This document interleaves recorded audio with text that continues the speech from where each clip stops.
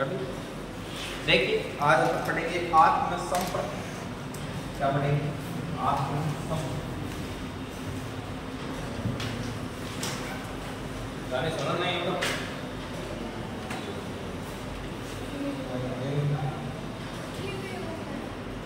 ठीक है। आत्मसंपर्क,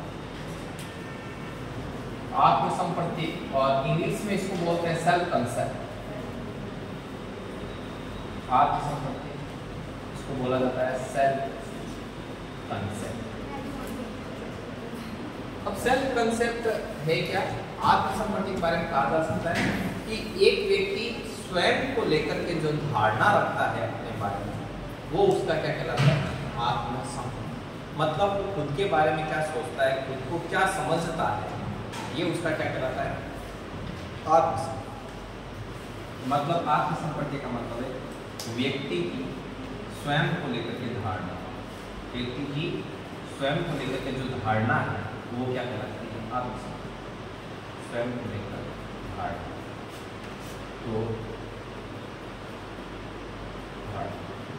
तो ये चीज आती है। ठीक। अब आत्मसंपत्ति भी दो प्रकार, आत्मसंपत्ति दो प्रकार, किस प्रकार से?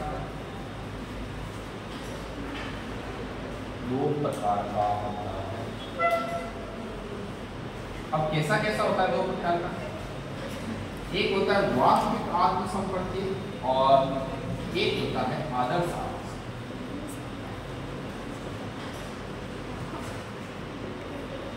एक आता है आपका आदर्श आत्मसंपत्ति। वास्तविक और आदर्श आत्मसंपत्ति कैसे? जैसे मान लो एक व्यक्ति खुद की वर्तमान के बारे में धारणा को लेकर जो सोचता है वो उसका वास्तविक आत्मसंपत्ति। जैसे एक व्यक्ति खुद के बारे में सोचता है कि मैं ऐसा हूँ, मैं ऐसा कर रहा हूँ, लोग मेरे बारे में ये सोचते हैं वगैरह, जितना भी मतलब वर्तमान को लेकर जो जो चीज़ें वो खुद के बारे में सोचता है, वर्तमान को लेकर खुद के बारे में जो भी धारणा रखता है, वर्तमान समय में खुद को लेकर जो भी धारणा खुद को लेकर, तो वो आएगी वास्तविक आत्मसंपत्ति के अंदर। आदर्श आत्मसंपत्ति में क्या है? एक व्यक्ति भविष्य को लेकर खुद की जो धारणा रखता है, खुद के बारे में धारणा, वो आती है आदर्श आत्मसंपत्ति। जैसे एक व्यक्ति ये रखता है कि मैं ये बनूंगा, मैं ये करूंगा, मैं ऐसा होऊंगा भविष्य में, तो वो उसका क्या है? आदर्श आत्मसंपत्ति। व्यक्ति अपने आप को भविष्य को लेकर जैसा सोचता है, व्यक्ति अपने आप को भविष्य में जैसा देखता है, आपको भविष्य में जैसा देखता है, ये सब किसमें आता है? ये आता है आपके आदर्श आत्मसंपत्ति। ये आता है आदर्श। अब आत्मसंपत्ति एक इंसान में बनता क्यों है? इसके आत्मसंपत्ति बनने के दो पक्ष। आत्मसंपत्ति बनने के पक्ष, आत्मसंपत्ति बनने के पक्ष क्या क्या पक्ष? व्यक्ति के दो लिहाज से उसका आत्मसंपत्ति बनती। नंबर एक होता है शारीरिक पक्ष और नंबर दो होता है मानसिक पक्ष। जैसे नंबर एक शारीरिक पक्ष और नंबर दो मानसिक पक्ष। शारीरिक पक्ष में क्या चीज आती है? जैसे व्यक्ति अपने शरीर को लेकर के जो धारणा रखता है कि मेरा कद काठी ऐसा है, मेरा लंबाई, मेरा वेट, मेरा रंग, मेरे शक्लो सूरत, इन सब को लेकर के अपने बारे में जो भी धारणा बनाता है, वो शारीरिक पक्ष के थ्रू अपने बारे में धारणा बनाता है कि मैं लंबा हूँ, गोरा हूँ, काला हूँ वगैरह जो भी, ठीक है ना? तो ये सब क्या होती है? शारीरिक पक्ष को लेकर के भी आदमी में आत्मसंपत्ति बनता है। और मानसिक पक्ष को लेकर भी, जैसे मैं मंदबुद्धि हूँ, ज्ञानी हूँ, ठीक है ना, प्रतिभाशाली हूँ, एवरेज हूँ, पोषक हूँ, ठीक है, समझदार हूँ नहीं हूँ, चतुर हूँ तो नहीं, इन सब चीज़ों को लेकर के भी व्यक्ति के मन में क्या बनती है? आत्मसंपत्ति बनती है। फिर शारीरिक पक्ष उनको लेकर भी कुछ सोचता है, कुछ मानसिक पक्ष को लेकर सोचता है, फिर ओवरऑल खुद के बारे में धारणा बना लेता है, और वो व्यक्ति की क्या कहलाती है? आत्मसंपत्ति। अब इन शारीरिक और मानसिक पक्ष दोनों को लेकर के यदि वर्तमान के बारे में वो धारणा रखता है तो वो वास्तविक है, और अपने शारीरिक और मानसिक पक्ष को लेकर वो कभी कभी भविष्य के बारे में भी सोचता है कि मैं इस प्रकार का हो जाऊंगा, तो वो भी किसका चला जाएगा?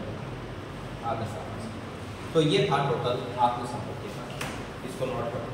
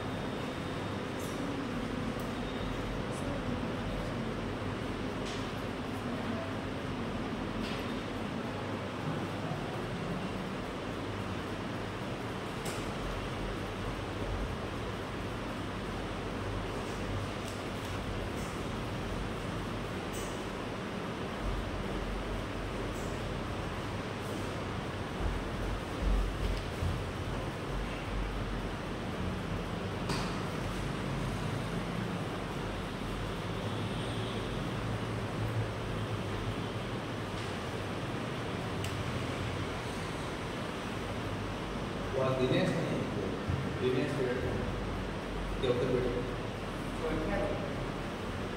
छोटे वाले उधर उनके पास बुक लिखने आज भेजे वो लिखे नाम देता है। देखे हम क्या बोल रहे देखे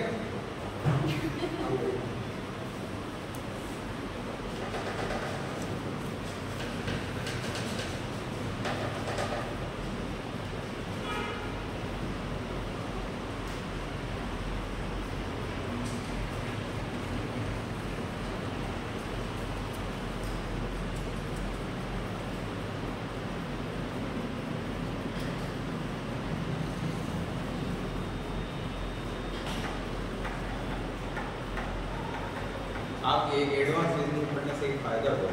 जैसे एडवांस रीजनिंग एडवांस में मतलब बहुत ही मतलब SBI PO के जैसे एग्जाम होता है तब वहाँ आती है, बाकी नहीं आती। अब वो आप उस लेवल में पढ़ोगे ना फिर आपके लेवल का है तो वो आप बहुत छोटा लगेगा, तो इतना छोटा लगेगा कि मतलब कुछ पूछा ही नहीं है। बाकी सबको बहुत हार्ड लगेगा ना तो भी आप ऐसे कुछ ही नहीं पूछा है, क्योंकि 5 किलो हल्का कम लगता है जब आप 15 किलो पहले उठा चुके हैं तो नहीं।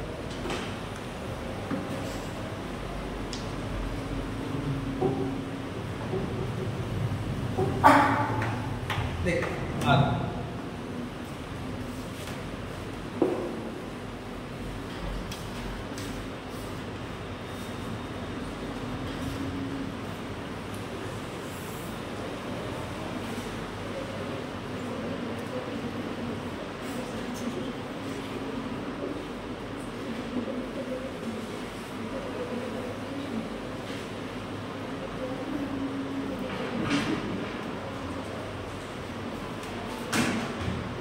देखो अब अगला है अभिवर्ती। अभिवर्ती अभिवर्ती में सीधा वर्ती से पकड़ना मतलब दृष्टिकोण, नजरिया, सोच। दृष्टिकोण, नजरिया एंड सोच, ठीक है। तो कोई भी वस्तु है, किसी व्यक्ति, किसी वस्तु या कोई क्रिया, मतलब कोई काम चल रहा है, कोई क्रिया हो रही है, तो किसी व्यक्ति, वस्तु या क्रिया के प्रति अपना जो दृष्टिकोण, नजरिया या जो सोच है वो अपनी क्या कहलाती है?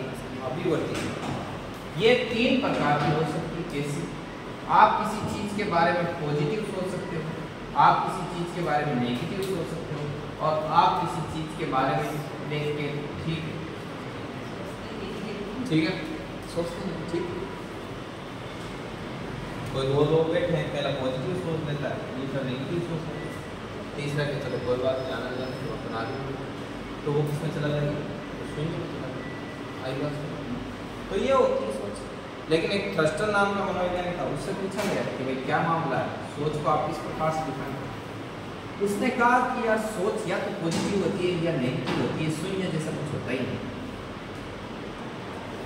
कि अगले ने नेगलेक्ट करके गया तो भी हो सकता है वो पॉजिटिव सोच के बढ़ा, और या फिर नेगेटिव सोच के भी नेगलेक्ट करके आगे बढ़ सकते हैं, या फिर पॉजिटिव सोच के नेगलेक्ट करके आगे बढ़ सकते हैं। सीधा सीधा नेगलेक्ट, मतलब इसने दो बताए पहली बार।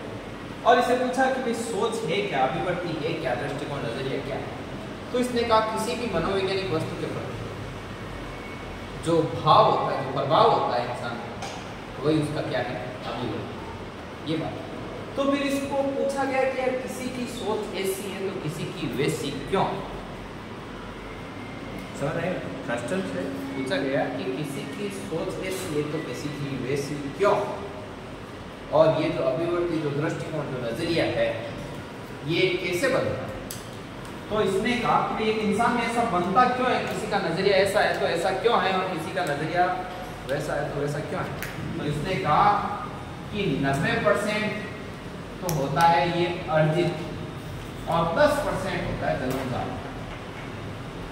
अब इससे पूछा गया, पहले आप बताते हैं कि जन्मजात अर्जित है। जन्मजात मतलब पैदाइशी को साथ ले जन्म ज्ञान, दृष्टिकोण ज्ञान, नजरिया ज्ञान की सोच, और 90% अर्जित। अर्जित मतलब पैदा होने के बाद अपने आसपास के वातावरण और साथ में रहने वाले संगी साथी और लोगों से जो चीजें अपने एडॉप्ट की वो क्या कहलाती है, अर्जित।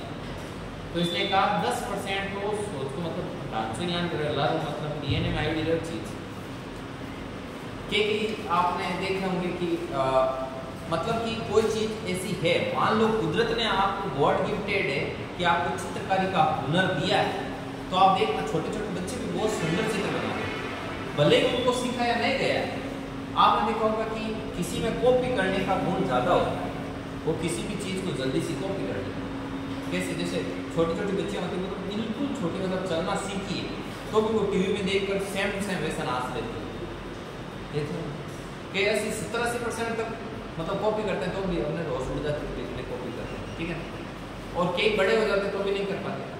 तो मतलब डांसिंग का गुण उनमें से शुरू से ही क्या है, उनके अंदर ही है, ठीक है।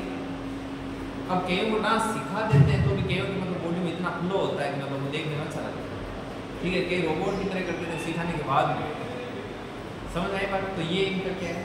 अब कईयों को आपने देखा होगा तो छोटा मतलब इतना बोलना सीखता है, चुगली कर रहा है, बोलना सीखा ही है, चुगली कर।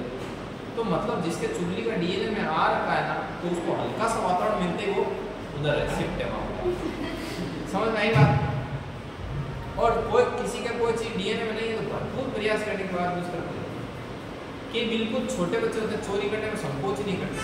आप इतने बड़े हो गए हो, आप पूरा बोले कायनात के अगर चोरी करके आता तो भी आपके हाथ पे काम करते नहीं, चोरी थोड़ी कर सकते, मांग ही लेते इसे, ठीक है ना। और कई बचपन से करते हैं। तो ये उनमें क्या होता है, खुद में बुद्धि के बारे में भी ऐसा है।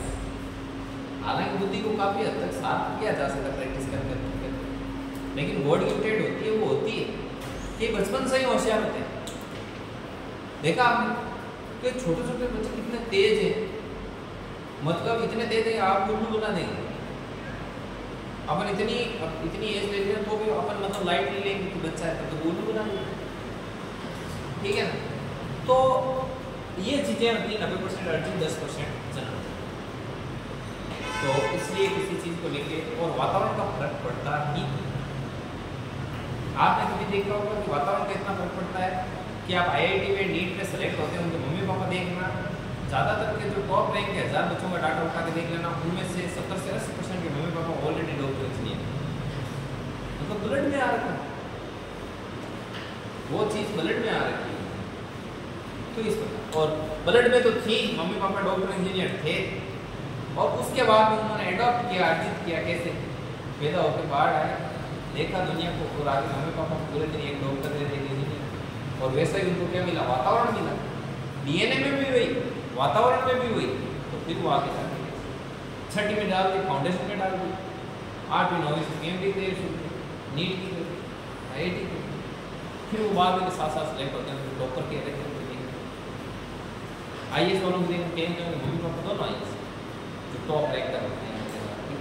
हालांकि ये बात नहीं है कि बिल्कुल होता ही नहीं, कई ऐसे बनते हैं कि मम्मी पापा अनपढ़ हैं फिर भी वो बनते हैं। और एक बुद्धि का गुण है, वो एजुकेशन से नहीं जुड़ता है। जैसे आपने देखो कई लोग अनपढ़ होते हुए बहुत ज़्यादा होशियार है, तो फिर उनके बच्चे हैं वो इंटेलिजेंट भी होते हैं और इंटेलिजेंट होते हैं, और उसके बाद में आगे आप देखते हैं कि वो पढ़ाई के क्षेत्र में जाते हैं, बहुत होशियार होते हैं। बोलते हैं कि सामान्य किसान परिवार से पापा अनपढ़ आप इंटेलिजेंट आदमी। ठीक, एक में आपको इसमें 38 गुणों का एक सिद्धांत होता है। तो साइंस बोलते हैं कि 464 पीढ़ी तक, पता नहीं इतना पीढ़ी तक असर रहता है। मतलब हो सकता है कि आपके दादा उनके दादा ऐसे कोई 300वीं पीढ़ी में कोई बुजुर्ग ऐसा था और वैसे के वैसे आप आ गए। समझ आई बात? तो लोग करेंगे नहीं यहाँ तो क्या हो, यहाँ को खानदान में बने, और खानदान में हो खानदान की भाई 300 पीढ़ी ला रहा कौन देखे? 400 तो 400 पीढ़ी पहले की कोई है भी यहाँ। तो मतलब कोई गुण है वो आगे जाके क्या हो जाता है, प्रकट हो जाता है। समझ में आई बात? अब एक चीज और इसका मैं थोड़ा और आपको क्लियर कर देता हूँ आधार पे। कई बच्चे मदर ब्रेन होते हैं, कई फादर ब्रेन होते हैं। जैसे कहीं कि देख ना मम्मी बहुत इंटेलिजेंट होते, पापा ऐसे बंधु आदमी होते हैं, जैसे मम्मी ले जाती बैग पकड़ के उधर ही चले जाती, फिर भी उनके बच्चा या बच्ची होशियार होता है। क्यों? क्योंकि वो मदर ब्रेन होता है ना कि फादर ब्रेन। समझ में आई बात? कहीं कि मम्मी बोली वाली है, पापा इंटेलिजेंट है, तो पीछे देखना बेटी है वो इंटेलिजेंट, क्योंकि वो बच्ची मदर ब्रेन नहीं है, वो फादर ब्रेन है। कईयों के देखना जैसे कि पितृपक्ष वाले, मतलब पापा के परिवार वाले वो पूरे ही सीधे साधे, ठीक है, पीछे एक होता है सब पूरा आड़ू फूट है, वो ननियाल वालों के, तो वो मदर ब्रेन के थ्रू पूरा इन पर है ननियाल। इसलिए आपको मैं बताऊं, अपने तो यहाँ नहीं अच्छी फैमिली के लोग होते हैं ना, तो वो आगे शादी उसी प्रकार से। मैं बताऊं कैसे, मान लो किसी का बहुत ही लंबा थोड़ा काम, ठीक है, अब वो रिश्ता करते तो ऐसे सोचते कोई बड़ी शाणी सुधी गाय है जिसको लेने सकते हैं, बस में गाय जिसकी लाट हो जाए थोड़ पड़ो, अब भी वो समझ ही नहीं, काम फैलाड़ो है ना, समझ। आपने कहीं भी देखा होगा बाप दादा ने इतना फैला रखा है कि बच्चों को पीछे होश ही नहीं, कितना कहाँ क्या हो रहा है उनको संवाद में भी नहीं है, क्योंकि मम्मी क्या है, समझ में आएगी? तो इसकी कीमत फिर साम्राज्य डाउन, फिर इतना कोई सोचता नहीं, जो इतना सोचते हैं ना तो वो तो उसी प्रकार से करते हैं। तो ये कुछ चीजें चल। अब आगे अपन इससे आगे बात करेंगे रुचि के बारे में, रुचि के बाद में करेंगे अभिरुचि के बारे में, ठीक है? ये लिखो,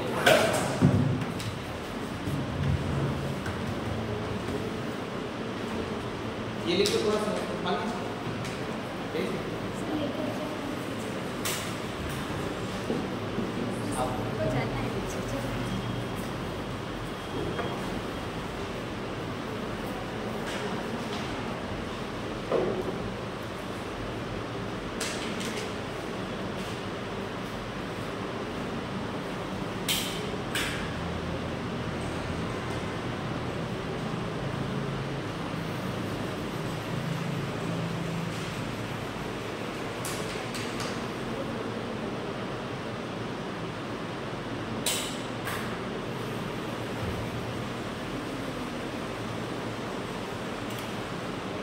चलिए अब इसके आगे बात करते हैं। नोट कर लिया? लिखो।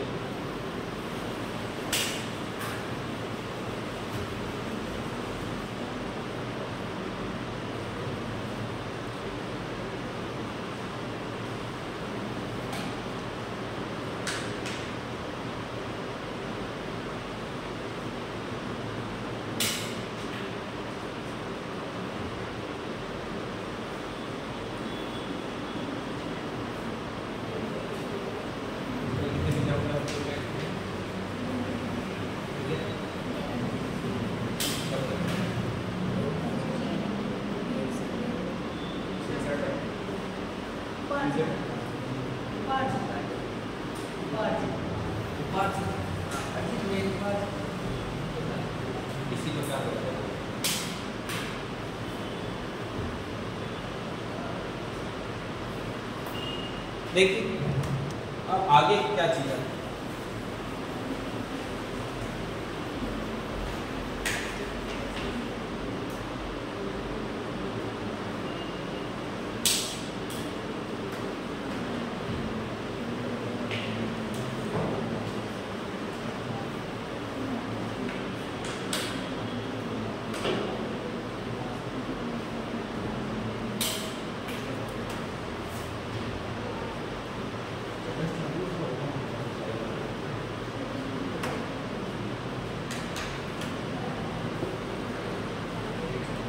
देखिए एक होती है रुचि एंड एक होती है अभिरुचि। रुचि देखो इंटरेस्ट क्या होता है, किसी व्यक्ति या वस्तु के प्रति जो आपका आकर्षण होता है वही आपकी क्या होती है रुचि। यदि आपको किसी की व्यक्ति में रुचि है इसका मतलब आप उसकी तरफ अट्रैक्ट हो, और किसी वस्तु के प्रति भी रुचि है तो आप उसकी तरफ क्या हो, अट्रैक्ट। मतलब किसी व्यक्ति या वस्तु के प्रति आकर्षण क्या कहलाता है, रुचि। किसी व्यक्ति या वस्तु के प्रति आकर्षण, वस्तु के प्रति आकर्षण। अब ये रुचि भी दो प्रकार की होती है, कैसी होती है, एक जन्मजात होती है और जन्मजात और अर्जित दोनों प्रकार की होती है। ऐसा नहीं है कि बच्चे में जो इंटरेस्ट है वो पूरा का पूरा वातावरण में देख देख कर ही पैदा हुआ है, लोगों को देख देख कर ये चीज़ अच्छी है, ऐसा बिल्कुल नहीं। भाई पूरा का पूरा ऐसा भी नहीं, और पूरा का पूरा ऐसा नहीं है कि रुचि जन्मजात भी वो पैदा हुआ तब से, मतलब ऑलरेडी जन्मजात वो लेके ही पैदा हुआ कि भाई इस चीज़ में इसका इंटरेस्ट होगा। दोनों चीज़ें, कुछ रुचि उसकी जन्मजात होती वो लेके पैदा होता है, वैसा ही इंटरेस्ट का गुण उसके अंदर होता है, और कुछ क्या होता है, वातावरण। ठीक है, तो अब जिन जिन जो रुचियां वो लेके पैदा हुआ और उनको वैसा ही वातावरण मिल गया तो वो रुचि उसकी क्या हो जाएगी, तीव्र हो जाएगी, और बाकी की मन। समझ आएगा। अब होता है अभिरुचि, और ये परिभाषा किसने दी, किस व्यक्ति या वस्तु के प्रति आकर्षण है वो रुचि, ये विलियम मैक्यूगल ने दी थी। विलियम मैक्यूगल ने ये परिभाषा दी थी। ठीक है, अब देखिए अब आता है अभिरुचि। अभिरुचि और रुचि में क्या फर्क है, आपकी रुचि का जो भविष्य है वो आपकी क्या कहलाती है, अभिरुचि। आपकी रुचि का भविष्य मतलब आपकी रुचि है पढ़ने में और भविष्य में आप क्या बनोगे, टीचर। तो आपकी रुचि का भविष्य है वो क्या होता है, अभिरुचि के साथ। अब अभिरुचि भी कैसी होती है, जन्मजात भी होती है और अर्जित भी होती है। अब क्या हुआ, पूछा गया कि भाई अभिरुचि कितने प्रकार की है, खूब सारी है, थोड़ी बहुत बताओ। बोले बताते हैं, बोले कि कई लोगों में यांत्रिक अभिरुचि, यांत्रिक अभिरुचि, कईयों में संवेदनात्मक अभिरुचि होती है, कईयों में कलात्मक होती है, कईयों में कलात्मक अभिरुचि होती है। यांत्रिक अभिरुचि, संवेदनात्मक अभिरुचि, कलात्मक अभिरुचि, और यांत्रिक हो गई, संवेदनात्मक हो गई, कलात्मक हो गई, शैक्षणिक भी होती है, शैक्षणिक अभिरुचि होती है, और यांत्रिक, संवेदनात्मक, कलात्मक, शैक्षणिक, और कौन सी है, चलिए इनके बारे में एक्सप्लेन करना है। और आगे यांत्रिक अभिरुचि यंत्रों से जुड़ी हुई, जैसे कोई चालक है, कोई मिस्त्री है, कोई इंजीनियर है, तो ये आपकी कैसी है, कलात्मक अभिरुचि।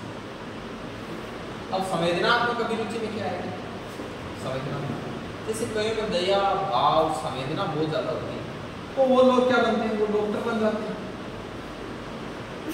आर्मी में चले जाते हैं। ठीक है, और संवेदना अपने लोगों के प्रति अपने का भाव होता है, देश के प्रति बलिदान का भाव होता है, तो वो ठीक है, डॉक्टर, आर्मी, तो ये कलात्मक अभिरुचि रहती है, वो मूर्तिकार बन जाते हैं, चित्रकार बन जाते हैं, मतलब कलाओं से रिलेटेड होती है, नाटक, संगीत के जिनमें शैक्षणिक अभिरुचि होती है, पढ़ाई लिखाई से, तो वो क्या बनते हैं, वो आपके लेखक बन जाते हैं, विषय विशेषज्ञ बन जाते हैं, टीचर बन जाते हैं, तो वो आ जाएगा।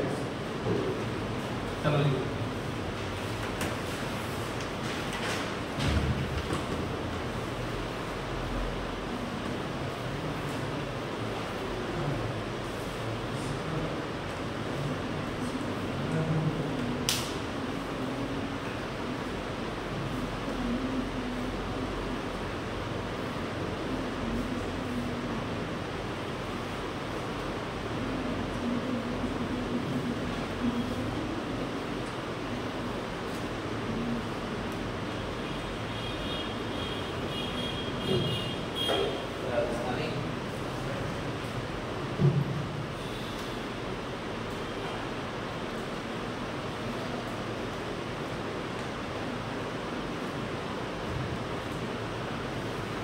इसमें एक होती है सामाजिक अभिरुचि, क्योंकि बहुत सारे एक बच्चे सामाजिक अभिरुचि और सामाजिक अभिरुचि में आएंगे जिनमें नेता होता है,